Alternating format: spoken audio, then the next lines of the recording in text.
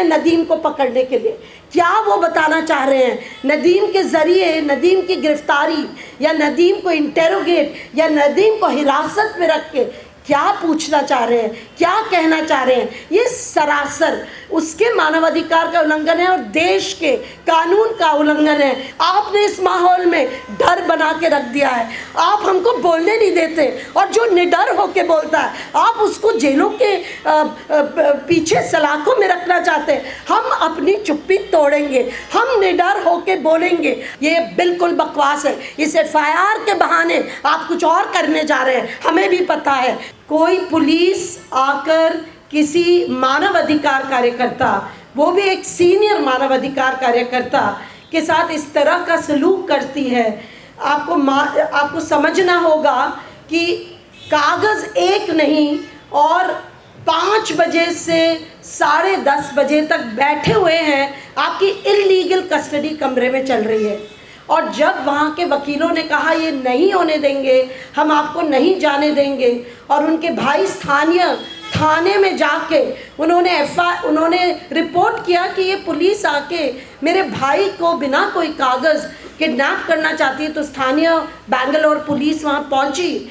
और वकील भी सारे पहुँचे। फिर जाके जो पहले हम CRPC में सेक्शन 41A नोटिस बोलते थे, जो निज़ाम पाशा जी ने पहले हमें बता दिया है कि आपको नोटिस दे के बुला के आपसे बात करेंगे, आपसे पूछा जाएगा। जब 3 साल से कम अपराध की सज़ा है तो आपको बुलाया जाएगा।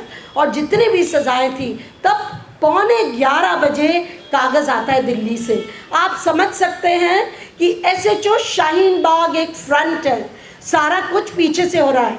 अगर मेरी FIR 1248 दिल्ली में दर्ज होती है, मैं कैसे 5 बजे बैंगलोर के फ्रेजर टाउन पहुंच सकती हूँ? आप बताइए। मैं तो जयपुर, जो और भी 200 किलोमीटर दूर है, 225, तब भी इतना वक्त लग जाता है। बैंगलोर पहुंचना तो नामुमकिन है। मेरी अपनी पर्सनल जेट तो हो तो भी शायद संभव नहीं होगा। तो ये सारा कुछ ये भी समझना होगा कि एक रात पहले या करीब 9-10 बजे संगठन पे 22 पुलिस वाले उनके दफ्तर पहुंचते हैं। ये एक तरीके का रेड है, इसको दर्ज करना चाहिए। यहाँ पे 2 बातें हो रही हैं। एक, पूरे संगठन को कमज़ोर किया जा रहा है, जो इस वक्त एक मंच है, जो माइनॉरिटी समाज, मुसलमान समाज इस वक्त सबसे ज़्यादा पीड़ित है, जिसको धकेला जा रहा है, जिसकी सिविल लिबर्टीज़ सप्रेस्ड है, जिसके ऊपर इतना ज़बरदस्त चुप होने का दबाव है। वो एक मंच APCR दे रहा है, उसके दफ्तर पहुँचे, वहाँ पे डराने धमकाने, एक चिलिंग इफ़ेक्ट कॉज करने कि सारे वर्कर्स चले जाएं, सिर्फ दिल्ली के वर्कर्स नहीं, जो राज्य भर के। और अगले दिन उनके जो कोऑर्डिनेटर डायरेक्टर हैं नदीम खान के साथ ये सारा होता है। आपको हैरानी होगी कि जब कागज़ दे दिया और उनसे बोला ठीक है 30 माने संडे की 1 बजे तक अदालत आपको हमारे से बात करनी है, तो दिल्ली पुलिस संडे भी रही, कल मंडे भी रही और अब निकली होगी जब प्रोटेक्शन दिया है। आप ये बताइए हमें कि इतनी ज़्यादा क्यों उतावले हैं नदीम को पकड़ने के लिए? क्या वो बताना चाह रहे हैं? नदीम के ज़रिए नदीम की गिरफ्तारी या नदीम को इंटेरोगेट या नदीम को हिरासत में रख के क्या पूछना चाह रहे हैं, क्या कहना चाह रहे हैं? ये सरासर उसके मानवाधिकार का उल्लंघन है और देश के कानून का उल्लंघन है। देश का कानून इसको बिल्कुल सहन नहीं करेगा। और मुझे लगता है हम अपनी आवाज़ पुरजोर रूप से रखने आए हैं 2 बातों के कारण। नंबर 1, जो उन्होंने एग्जीबिशन बनाई, that was absolutely constitutional, absolutely legitimate. इस वक्त मानवाधिकार के टूल्स क्या बचे हैं? हम शांतिपूर्वक मानव अधिकार के मुद्दे पर संघर्ष करना चाहते हैं। हम ना बंदूक उठा रहे हैं, ना हम मारपीट कर रहे हैं, ना हम गाली गलौज कर रहे हैं। हम सार्वजनिक मंच में हम कॉन्स्टिट्यूशनल टूल्स से लड़ रहे हैं। आप हमें फैक्ट फाइंडिंग करने नहीं देते हैं। कोई फैक्ट फाइंडिंग टीम जाती है, आप बस्तर में आए दिन मारकाट हो रहा है, वहाँ 300 से ज़्यादा लोग आप कह रहे हैं मार डाल चुके हैं, आप फैक्ट फाइंडिंग करने नहीं देते। A legitimate human rights tool which Gandhi used when he went to Champaran. Mahatma Gandhi used that tool. He did a fact finding of the indigo farmers to understand उनकी स्थिति क्या थी।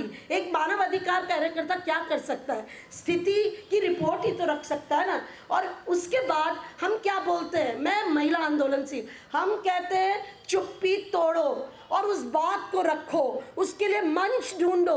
तो APCR वही तो कर रहा था, जो तरह के वायलेशंस, जो प्यूनिटिव डेमोलिशंस या हेट स्पीच के, उनको ही तो उजागर कर रहा था। लिंचिंग कोई बड़ी अच्छी बात है क्या? इस देश की शोभा है, उसके बारे में बात करना से तो देश की शोभा कम हो रही है। आप उसको आपराधिक कर रहे हैं बात करना, और लिंचिंग होने देना सही है। तो मुझे लगता है इस वक्त और ये आपके लिए भी है, सारे मीडिया जगत के लिए है, और वो लोग जो लिखने पढ़ने वाले लोग हैं, आपकी लेजिटिमेट ह्यूमन राइट्स टूल्स को to talk about it, to broadcast it, to investigate, to publish, उसको आपको कमज़ोर करना जा रहा है। और कल आपको अदालत जाने से भी रोका जाएगा।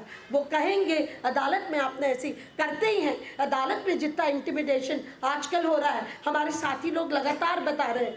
तो PUCL का क्लियर मानना है कि मानव अधिकार कार्यकर्ता और मानव अधिकार संगठन, एक सिविल लिबर्टीज़ ऑर्गेनाइजेशन, एक सिविल राइट्स ऑर्गेनाइजेशन के साथ आप इस तरीके का बिल्कुल खिलवाड़ नहीं कर सकते हैं। आप उनको आपराधिक कृत्य में नहीं रख सकते हैं।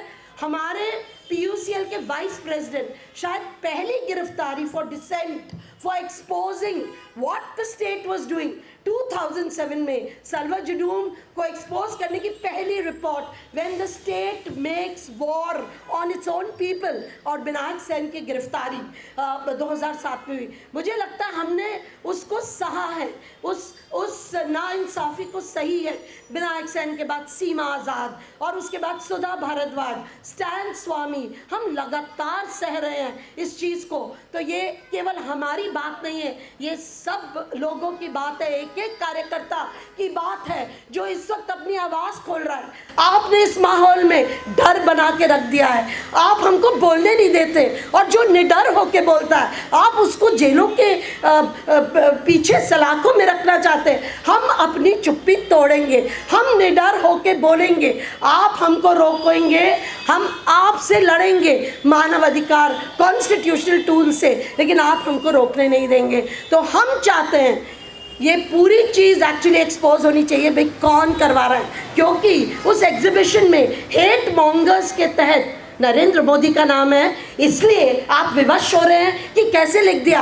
आप इसलिए भी विवश हो रहे हैं क्योंकि अमित शाह का नाम है। आप क्या इसलिए विवश हो रहे हैं क्योंकि हेमंत बिस्वा शर्मा का नाम है। इन सब के खिलाफ केसेस है। मैंने खुद बांसवाड़ा में जब प्राइम मिनिस्टर नरेंद्र मोदी ने एक भाजपा के लीडर के तहत स्पीच दी थी ऑन मंगलसूत्रा, मैं खुद गई थी FIR दर्ज करने। हम भागे हैं एक जगह से दूसरी जगह, अभी भी पेंडिंग चल रही है बांसवाड़ा में। तो क्या हम दर्ज नहीं कर सकते कि ये स्पीच जो उन्होंने दी ये नफरत की श्रेणी में आती है? तो क्या हम लिखेंगे नहीं? क्या हम उसको बताएंगे नहीं? क्या PUCL अपने क्रॉनिकल से, अपने इतिहास से गायब कर ले वो पत्र, वो सारे पत्राचार कि हमने प्राइम मिनिस्टर नरेंद्र मोदी की बांसवाड़ा की स्पीच को लेके हमने सवाल खड़े करे? तो मुझे लगता है absolute constitutional legitimate work of APCR of Nadeem Khan has to be supported, has to be completely,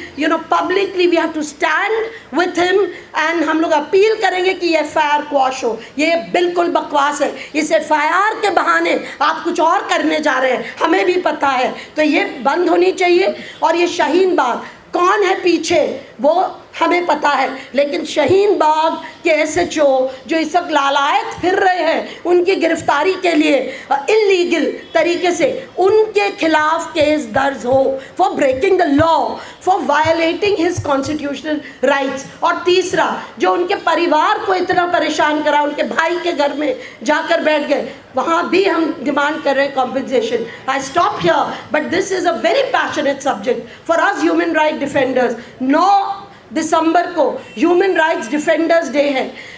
1998 में डिक्लेरेशन हुआ, हमारी कंट्री ने भी साइन किया कि सारे देशों के मानवाधिकार संरक्षकों की संरक्षण, हम राज्य करेगा संरक्षण, काम करने के लिए स्पेस देगा। और वो देख लीजिए कितने वर्ष हो गए हैं, I think it's going to be 34 years, और हम लोग कहाँ पे खड़े हैं। हम दोबारा से मानवाधिकार कार्यकर्ताओं को जेलों में भेजना चाहते हैं। India is violating international law. तो हम लोगों ने कल एक नेशनल कॉल दिया है कि 9 दिसंबर को जो मानवाधिकार संरक्षण दिवस, अंतर्राष्ट्रीय मानवाधिकार संरक्षक दिवस है, हम उस दिन नदीम के लिए, ज़ुबैर के लिए और अन्य कार्यकर्ताओं जिनके ऊपर हमले हो रहे हैं राज के, जिनके राइट सप्रेस कर रहे हैं, उनके विरोध में हम खड़े होंगे। और हम आँख से आँख मिला के राज्य को बोलना चाहेंगे, सरकारों को बोलना चाहेंगे, आप हमारे सिविल लिबर्टीज़ को नहीं छीन सकते।